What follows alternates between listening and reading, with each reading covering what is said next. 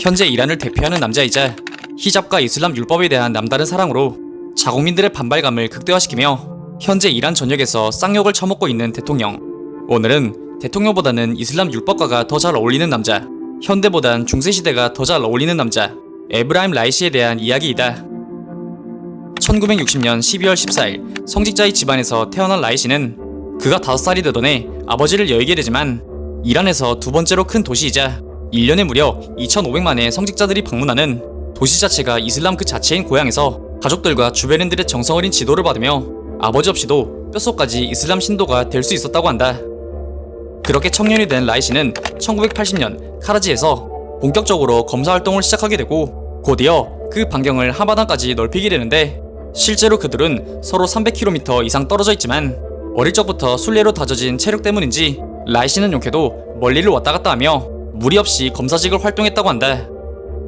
25살에 이른 나이에 테헤란의 검찰 부총장이 된 그는 1988년 이란 내에서 비밀리에 설립된 비밀재판소에서 죽음의 재판관을 자처하며 범죄자들에게 공포의 대상으로 군림하였다고 한다.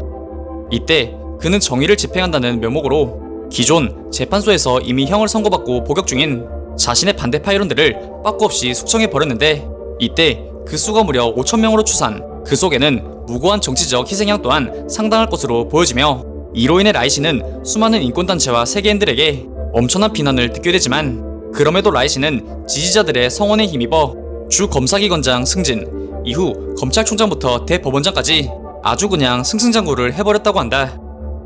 그는 2006년 한 주의 전문가 회의 의원으로 시작하여 2016년 라자비의 관리 및 대표를 역임하면서 점차 정계에 대한 자신감을 보이기 시작. 이내 2017 대선에 보수주의 성향을 내세우며 출사표를 던지게 된다.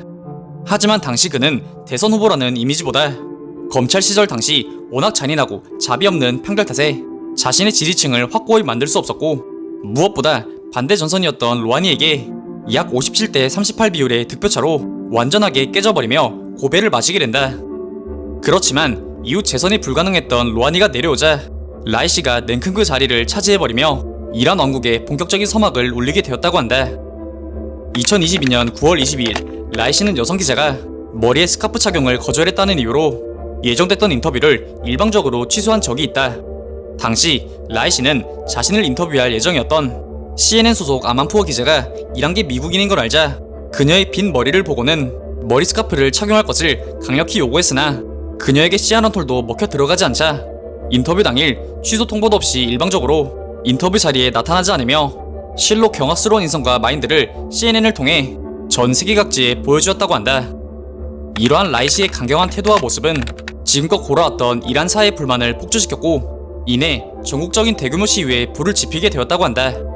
이는 2022년 9월 22세 여성 아미니가 히잡을 착용하지 않았다는 이유로 이란 도덕경찰에 체포되어 의무사한 것을 계기로 반정부 시위가 전국적으로 확산. 이는 남녀노소를 불문하고 다양한 형태로 전국적으로 전개되고 있다고 한다. 또한 카타르 월드컵 당시 이란 축구 선수들이 국가 제창을 거부하며 반정부 시위를 지지하는 메시지를 전하기도 하였는데 이에 이란 정부는 단단히 화가 나는지 송출되고 있던 축구 경기를 일방적으로 차단한 후 이란 축구 대표팀에게 엄청난 압력을 행사하여 이란 축구 선수들이 다음 경기에서 아주 열심히 국가를 제창하게 만들었다고 한다. 라이시는 자국의 시위에 대해 전 세계인들이 보는 앞에서 망언을 한 적이 있다. 한 번은 자국 히잡 시위의 발현지이자 희생자들의 아픔이 서려있는 쿠르디스탄에서 적들을 무력화하라고 말하며 대놓고 시위의 주체인 국민들을 적으로 규정하는 망언을 내뱉은 적이 있다. 아무리 자기 입장에서 이해가 안 가도 그렇지 한 나라의 대통령이 국민들을 적으로 규정하는 게 맞나?